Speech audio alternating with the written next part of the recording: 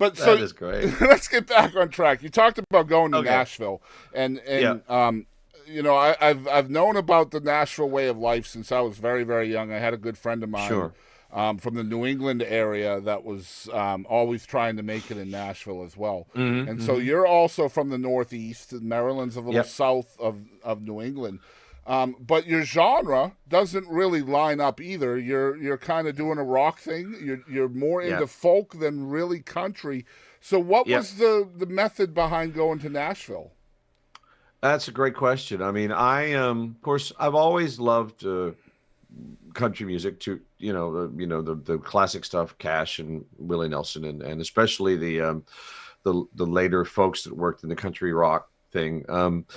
And it was kind of like, okay, I want to do music, and it's funny because maybe some people don't have these watershed moments like I did. I'd always been, as I said, a singer songwriter or a writer for a band. I'd always done stuff for myself, Mm-hmm. and there was a moment where Glenn Campbell um, did an album, and he was on some daytime talk show. I don't know, Mike Douglas or something, and he was talking about this album that he had just done, and he said all the songs on the album. He sang a song called "Can You Fool," which I thought was a great song, and it still is a great song. And he mentioned that all of the songs on this album were written by a fellow named Michael Smotherman. Oh my God, Um, yeah. and I was like, wait a minute, he didn't write those songs? Mm-hmm. There's another guy that wrote these songs, and then he sings them. And it was literally like a light bulb went off in my head. I'm like, okay, I knew that in the folk music genre, every once in a while, Tom Rush would do a Jackson Brown song or a Joni Mitchell song, or, these guys he would cover the other writers that were in the genre. Tom was really good at doing that and picking up new writers before anybody had ever heard of them before. Yeah. I mean, he was recording Jackson songs before Jackson even had a deal. So I was like, wait a minute. And then found out all of this stuff is coming out of Nashville. This is where they're doing this. There's people down there that get paid to write songs. Like, and then I discovered a person that's probably a big mentor to me in a lot of ways, Tom T. Hall, because he was also a radio guy and he wrote Mm-hmm. songs. And then, of course, Christopherson. And then it's like, okay, I'm going to go do that. And Nashville is funny this way. I have a lot of friends in Nashville, a I lot of love friends. just real quick, just a side note. I Yeah, love how you mentioned Tom T. Hall and Christofferson, yeah, two people who were yeah. not known as being vocal powerhouses either, right? No, So, they're not great singers. No, right. no, and that was a big part of it. It was like, I heard them and I went, okay, cool. I got down there. Nashville's funny. Like I said, I have a lot of friends in Nashville that make a good living writing songs, and they're very good at it. But Nashville will do this to you. They're like, we love what you do. We love what you do. You mentioned, we like your folk influence. We like your folk rock influence. We like that. We like that. But how about doing it this way? Mm-hmm. Immediately, I love what you immediately, it's do, kind of but let's see if yeah, we can't change it, right? yeah, exactly. So I had a couple of publishing deals, and I had one that basically for a good 5 years just destroyed my career at the peak of what I should be doing because I was with a bad publisher. We won't go into that because it's legal shit. We won't go into all of that, but sorry Mm-hmm. about that. Shouldn't That's say okay. that on the That's okay. podcast. But he so but what I discovered was, and again, I have to be real careful here because I admire people who do what they do. I Mm-hmm. am never going to, you will never hear me in any context denigrate another artist. It may not be what I like, but obviously 40 million people like this. I don't know why, Mm-hmm. but more power to them. So the folks that are down there writing in what people call bro country or this kind of country or that kind of country might not be my cup of meat, as Bob Dylan would say, but somebody likes it. So they, God love them. But I realized, especially about, I guess it's been a while back now, but I realized that it was not me. I came to Denmark for the first time in 1995, and I had a publishing deal. And I came here to play, and I met my wife. Well, but, I went back met with my publisher at the time. We were supposed to do a project on me as an artist. I took him the 10 songs or 8 songs, whatever, that I had written. And then he had picked up 5 or 6 other things from the publishing catalog, and nothing matched. Boston, nothing matched. We realized we weren't on the same page. And Nashville's tough. I mean, I've had a lot of meetings when I was young, and maybe a little easier in the eyes than I am now, where people said, "Yeah, you're really good, man, but we got like 19 more just like you out there in the tree. What's your thing?" And I kept thinking, you keep taking my thing away from me. My thing is that I'm a storyteller. My thing is that I tell stories. One of the smartest things they've ever said to me about my music is that, Ray, your music your songs are never going to be the kind of songs that someone goes to a pitch meeting for, George Strait or somebody's recording someone, and they're going to play your song, and George's going to say, "I want that song." Not going to be. Your songs are not that kind of.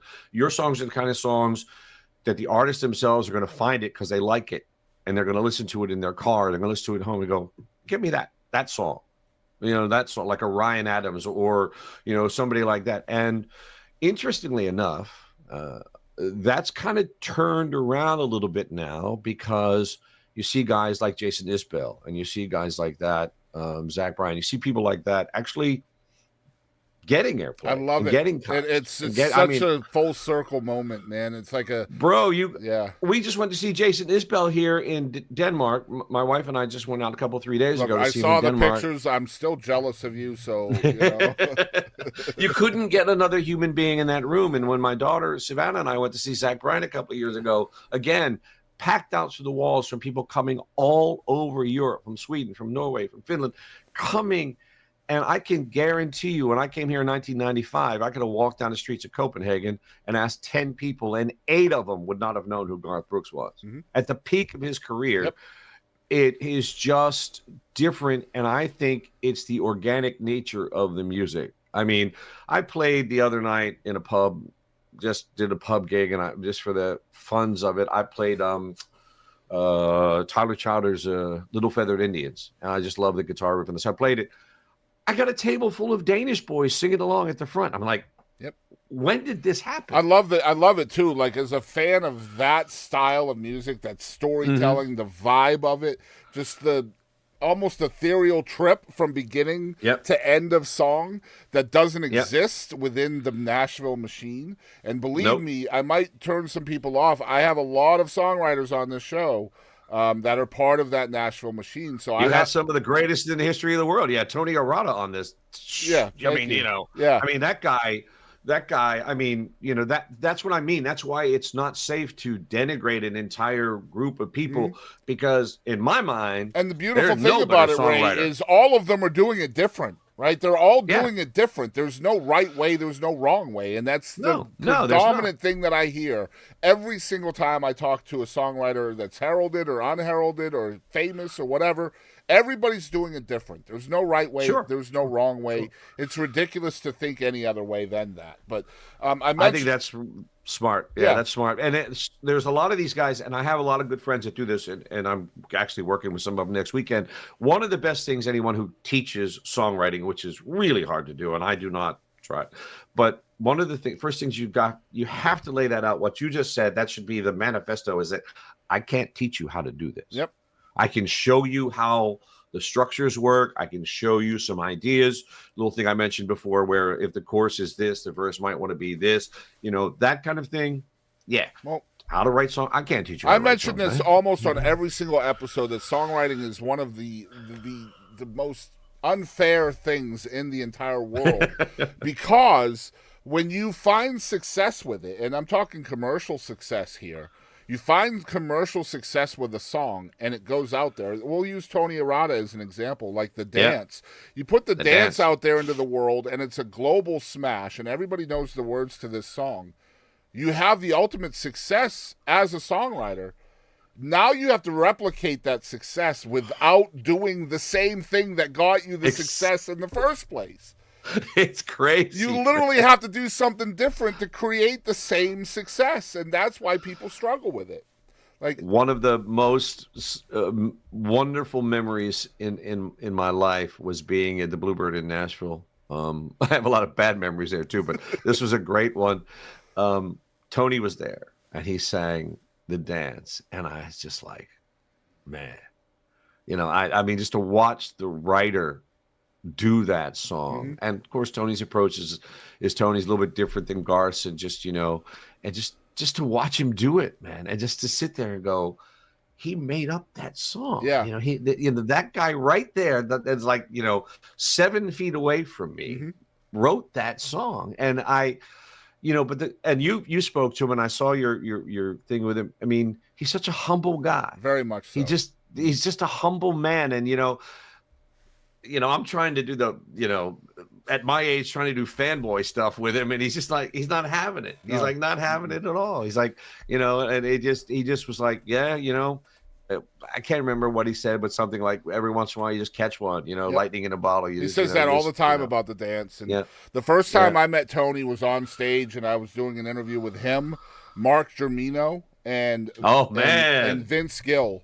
And it was me and those three guys on a stage. And you couldn't get anybody good for that interview. No, not at all. I'm sorry about that. And bro. so they gave me 10 minutes with these three guys. I'm like, what am I supposed to do with 10 minutes? But yeah, Tony and I just hit it off. Like, of the four of us, man, him and I just hit it off. And when the interview was over, they had like 3 hours until they were going to do a round robin or writer's round.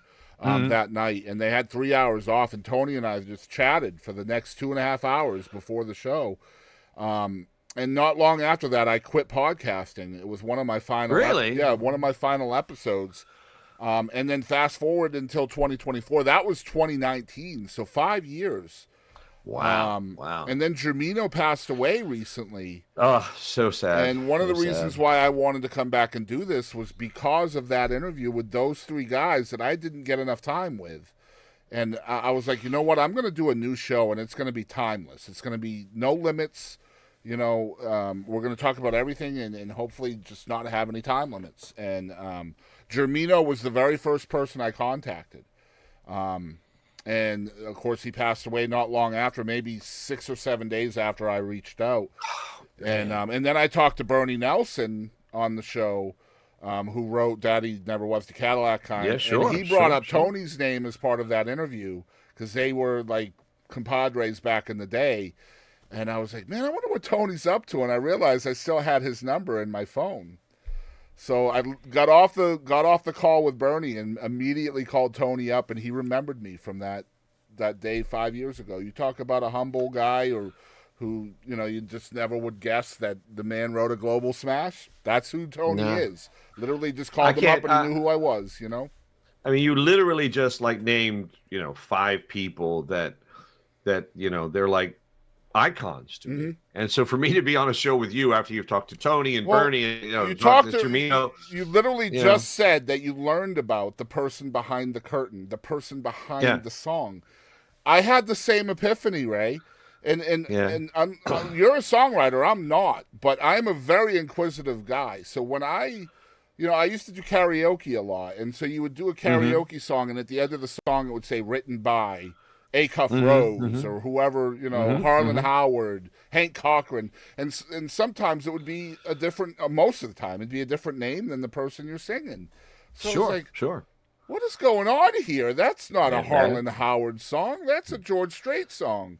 So that's where my genesis came from, wanting to know.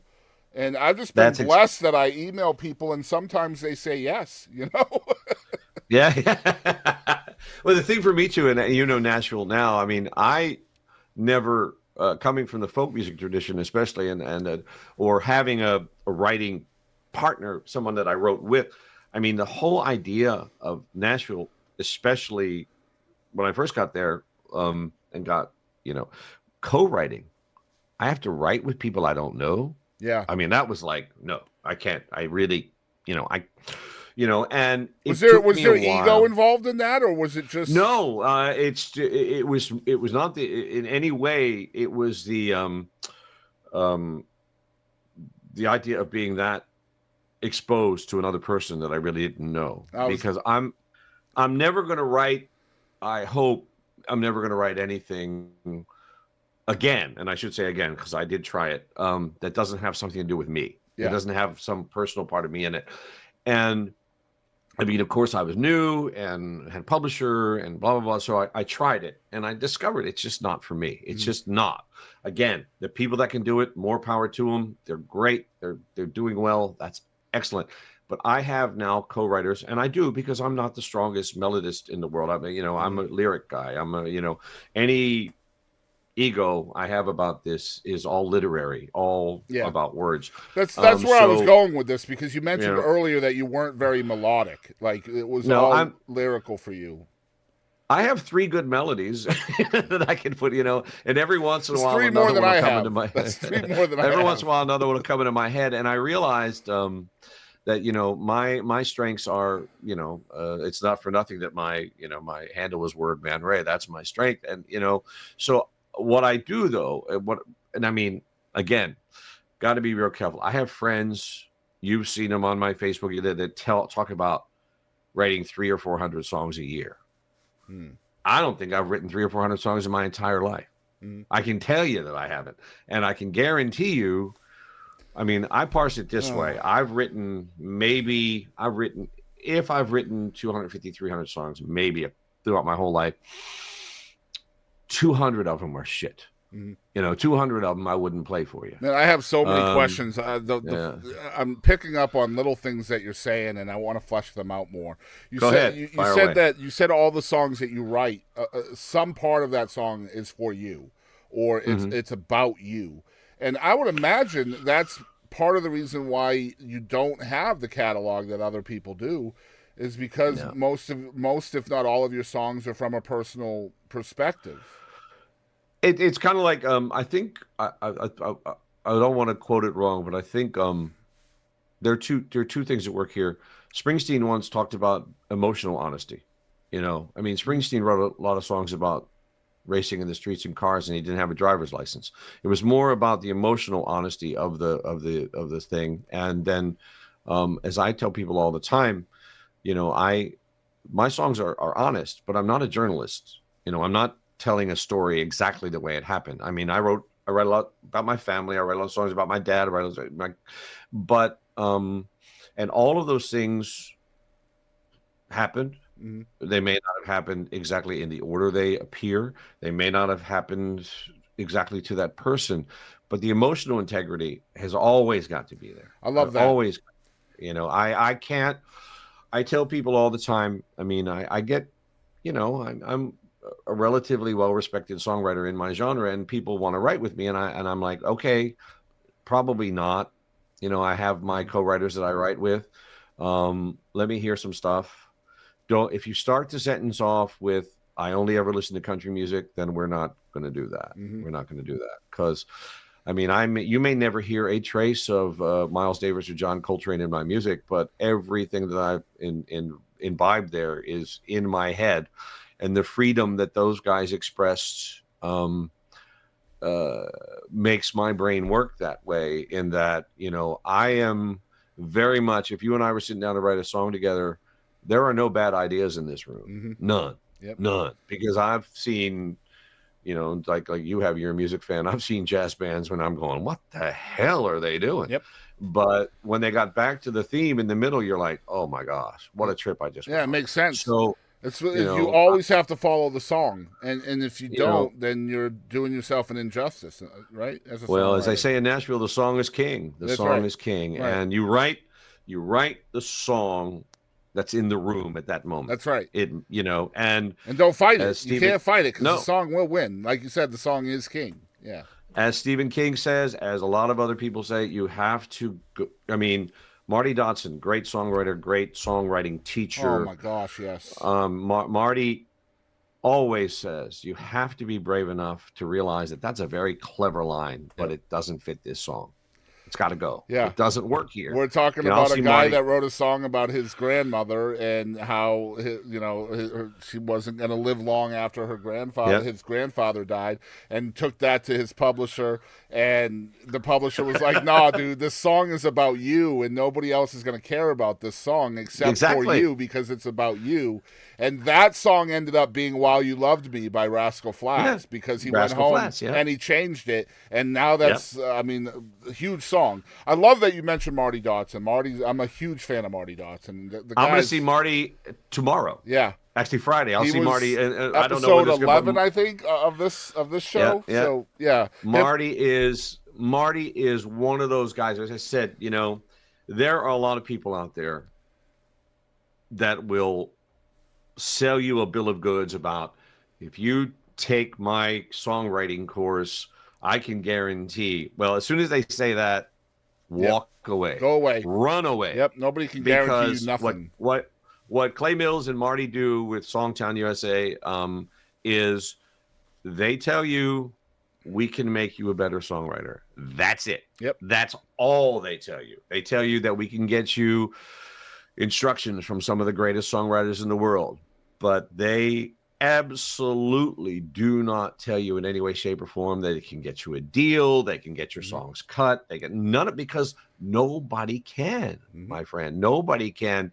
And I mean, when I first encountered those guys 10 years ago or so now, believe me, I was skeptical. I was like, come on. I mean, Marty had been a friend. Marty's a real good friend of a friend of mine, Chip Davis, Ray Davis. And so I knew who Marty was.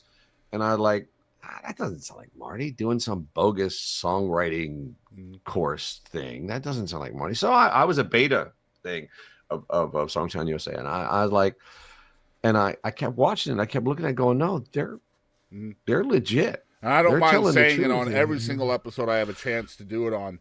Songtown USA is, if not the best resource for an aspiring songwriter out there, it is definitely one of the best. I will say it's the best by far. Yeah, I would agree. I am so absolutely 100% skeptical of all of that stuff, because I mean, they're, you know, they discuss things that, and they're honest about things that I look, they can teach you how to write a better song, but they're clear on the fact that, you know, that's what they can do. I mean, I'm very much this. I'm in Denmark. I'm sitting in my house in Denmark right now. My chances to be a successful Nashville songwriter sitting here are about zero. Probably about the same as I have, to be honest.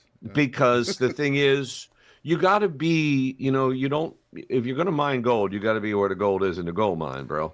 And I mean, I have a lot of friends in Nashville, so I have a lot of connections, and I can, but it's kind of like this. Well, not only that, Ray, I don't think that's the kind of gold that you're after anyway, right? Nah. You know what I mean? But no, but if you take, let's say it was, I almost guarantee you, this is mostly for the people who want to do that, you're going to have to go there. You're going to have to spend some substantial time there. You're going to have to make connections there. You're not going to get any. You can't shoot your MP3s to the publishing companies. They're not going to listen to them. I mean, you know, I had a job in Nashville. One of the jobs I had there was sitting there, literally at a publisher's office, taking the tapes that came in and throwing them in the trash can. We can't listen to that. We can't listen to that because somewhere down the line, someone's going to cut one of our songs, and some songwriter that sent a tape in is going to say, "Oh, that sounds just like that song that I sent in. They stole my song." It's like, no. We're gonna put these tapes trash can. We're gonna bulk erase them, and that's gonna be the end of your song. If you don't have a personal contact, it's simply this: everything in life is personal contact. Everything in life is personal contact. You know, Boston is getting ready to make a record, and Boston says, "I saw Ray the other day down at the Piggly Wiggly. Let's see what he has." If you don't see Ray for 10 years, you're not gonna think of Ray. You know, I mean, you know, you might have liked one of my songs 10 years ago, but you're not going to think of me, man. It's and yeah, the it's advice to people in Nashville is meet people. You have to meet people. Meet people. Yep. Meet people, and meet everybody. Every single person, because you never know which one is going to be the one. You know. Right. You know, if you want to do that, again, it's not my thing. It's not my thing, but don't just go there and try to write with Kenny Chesney, because Kenny Chesney not going to write with you. Nope. But I knew Kenny Chesney when he was singing in bars just like I was. Mm-hmm. And if you would have said to me at that time, who in this bar do you think is going to chance? He would have been the last dude I would have picked. Mm-hmm. The absolute last one. I missed him by 300 miles. I just didn't see it. So I didn't dismiss it. I didn't know him that well. He was just another guy that sang in the Turf on Lower Broad when I did. It wasn't like I dismissed him or anything else like that. But, I mean, perfectly honestly, the guy that ran the place wouldn't even give him featured sets in the evening because he just wasn't that strong. Yeah. But the fact of the matter is, somebody wrote with Kenny back then. Somebody wrote with Garth when he first came to town. Mm-hmm. Someone, and those guys are they're in his inner circle now. So you never know. Like I said, that's not my path. That's not my calling. My calling is to be an artist and a singer-songwriter on my own terms. So, but I mean, I'm just young people or people that are going down to do it. Don't like dismiss this guy and go, oh, he's got nothing going on. You just don't know.